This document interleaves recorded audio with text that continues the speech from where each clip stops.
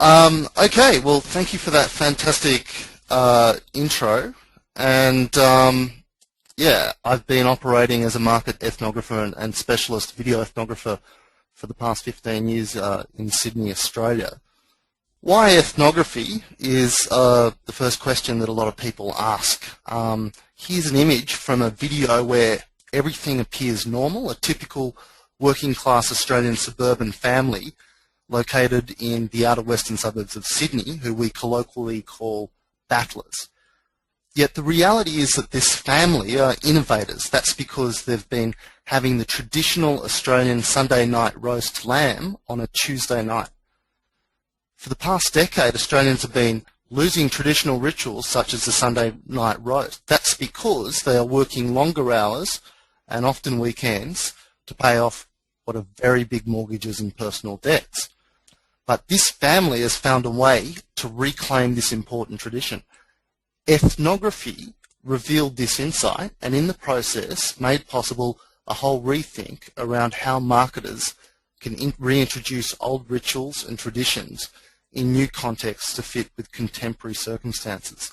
Ethnography, through exploring the context of people's lives, not just what they say and do, we learn things about them that simply can't be established in surveys and focus groups. So, in considering whether or not to use ethnography, here are some reasons. To begin with, ethnography facilitates an intimate understanding of local cultures and communities to enable more effective communication with markets by using insider language and symbols so that marketing messages cut through.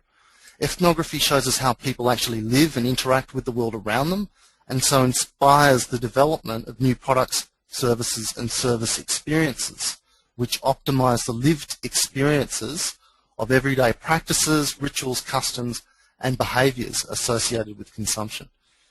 Ethnography unlocks how and why we construct relationships within the context of personal values and identity, enabling marketers to position brands to strike a chord with underlying belief systems rather than just conforming to surface perceptions and attitudes. And there are certainly a whole bunch more applications for ethnography which I could go into, but I don't have time in this presentation. So I'm just going to move on. Today I really want to address 4 specific areas. To begin with, I want to paint a picture of the ethnographic landscape, as there isn't just one ethnography. Then, how do we define ethnography? I'll discuss here the importance of emic versus etic observation and analysis in ethnography. What are some essential aspects to carrying out ethnographic inquiry and representation in a commercial research environment? What is good practice and how is it different to the way we approach generic qualitative research? And then, video ethnography, one of my areas of expertise. I want to tackle some of the confusion around the way video and ethnography sometimes get confused, but I also want to provide some tips on how to do it well, both in terms of documenting and illustrating. In simple terms, there seems to be 3 groups of ethnographers, what I call Big E, Little e, and the New E ethnographers. The Big E are the traditional ethnographers, cultural anthropologists, who immerse themselves deeply in communities over long periods, sometimes years and decades, in order to unlock what it means to belong as an insider native to a community. At the other end of the continuum are Little E ethnographers. These tend to be evidence-focused market researchers who are primarily interested in proving or disproving market hypotheses. In the middle is a group that I call the New E, market ethnographers. Their goal is to align products, services, and brands to lived experiences, local meanings, and identity projects. Because of the time involved, Big E ethnography is not usually logistically feasible within commercial research constraints. As marketers, we need to produce specific actionable implications for marketing and strategy in short turnarounds. Nevertheless, there is still lots for us to learn from Big E ethnography, especially with respect to methodological practices and analytical frameworks. And unfortunately, one of the drawbacks of little e ethnography is that to a large extent it forsakes the methodological practices and analytical frameworks of traditional cultural anthropology. In particular, little e ethnography tends to remain ethic-bound, looking into people's lives from outsider perspectives, much like going on an African safari and looking at all the animals from a safari vehicle, as opposed to engaging subjective experiences and realities through some form of participatory means. In this regard, the new e-ethnography offers new hope because on the one hand it draws on big E theory, concepts and methods, but on the other has a firm eye on the small e marketing challenges and objectives. Most critically, the new E, who I refer to as market ethnographers, are focused on tapping the emic, the lived experiences of people, consumers and markets through participatory methods to inform insights and representation. So there are three groups of ethnography, but is there one universal definition? Here's one that my Max Dictionary app generated, and in my mind it's quite misleading. Probably the most misleading aspect of the definition is its emphasis on scientific description. The word scientific tends to bring to mind a detached, rational process. When we think of scientific, we think of laboratories and experiments. In conjunction with the word description, it implies a literal representation.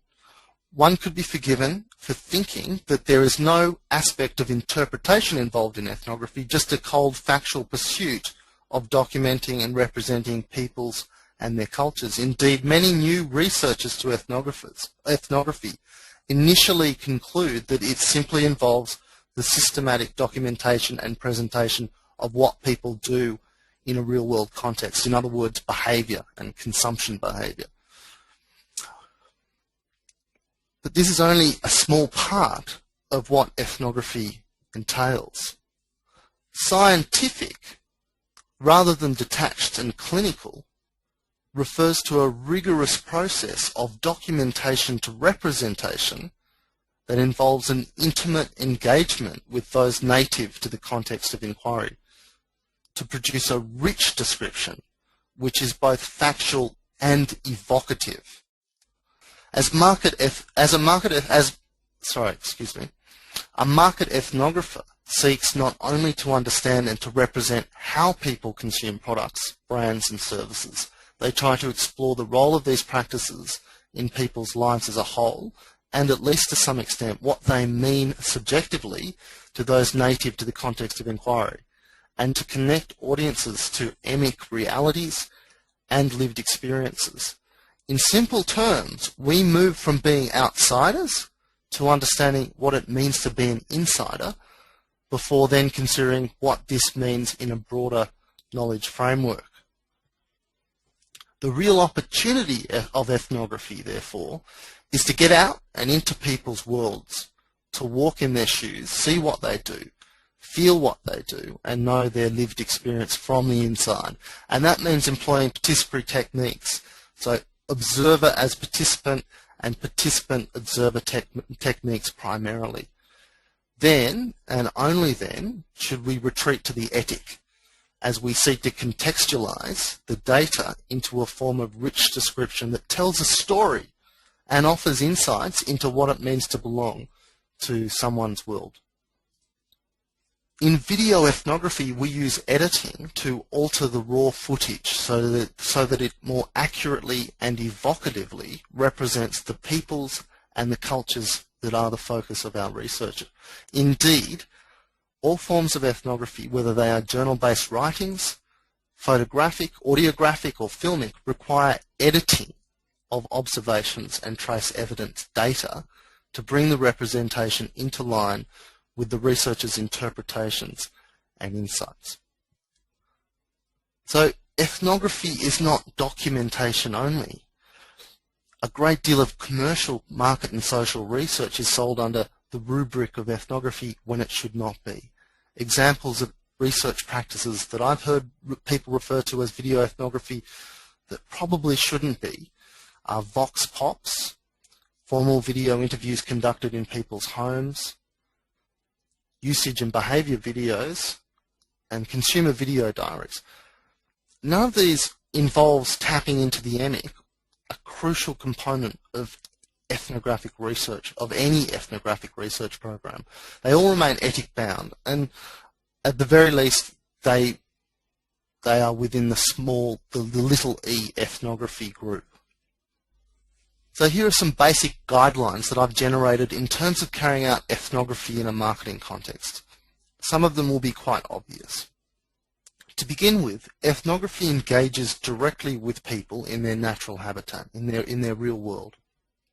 We attempt to gain insider perspectives through a level of participation and induction. We capture how people consume brands, products and services in the context of their everyday. We explore what these rituals, practices and interactions mean to people through reflexive techniques of inquiry. We conduct analysis and interpretation of EMIC subjective data by employing anthropological and sociological thinking. We produce intimate and holistic portraits of what it means to belong, who people are, how they live and what they live for. And finally, we relate these key insights and understandings back to the research and business objectives of the client. So hopefully, now you're keen to try some market ethnography yourself. Here are some tips for good practice. Get people to show and tell their world. Let them lead you instead of a discussion guide structuring the conversation. By all means, have objectives, overarching objectives, but don't let a discussion guide structure the conversation. And allow the context to inform your questions and inquiry. Look around you at what is in the environment, how people are interacting with it and each other. Identify the mundane as well as the unusual, and ask questions about their significance to insiders. Get them to tell you stories and build a context for who they are, how they live and what they live for, before linking it back to product, brand or service. With observations, whether they are diaries or your own, check them with people you are studying. Developing a collaborative framework with them so that you are kind of doing the research with them. As much as possible, you want to avoid a dynamic where they are guinea pigs in a lab under your observation. Guaranteed, if you watch and observe people in this way, they won't trust you enough to reveal their authentic lived experience. It needs to be a collaborative approach. In terms of analysis, try to go native and engage the EMIC. By native, I mean you try and become one of them. You allow yourself to become immersed in their world. At least get a taste for what it means to belong. So you need to find a way to get included in the rituals and the occasions that are people's everyday. In the process, don't be afraid to clash with those people who are part of your inquiry. Some of the best insights I've had have been when I've experienced rejection, because it provides me with strong clues as to the values and the beliefs of those I'm studying. You'll need some cultural and sociological tools of analysis. Even if it's basic anthropology 101, there's some fundamental ideas and concepts that you will need to conduct analysis. Finally, ethnography can be very absorbing, and we can get very caught up in other people's worlds and realities, but at the end of the day we have a set of research and business objectives to achieve. So you need to always factor in an extra session of analysis where you can make the connection between the ethnographic insights and the implications for your client's business. Now I just want to quickly talk about video ethnography, which is also an area that I specialize in, being a documentary filmmaker and a video producer as well as a market ethnographer. Video is very popular at the moment as a tool to document and represent all research findings. To do video ethnography effectively, however, it is both an art and a science. Here's an example from video ethnography where I explored the challenges that parents face shopping with kids. As you can see, each frame presents a different perspective, That's because I employed wide shots, mid shots, and close-ups as I recorded the trace. When combined into a sequence, they tell a simple but powerful story.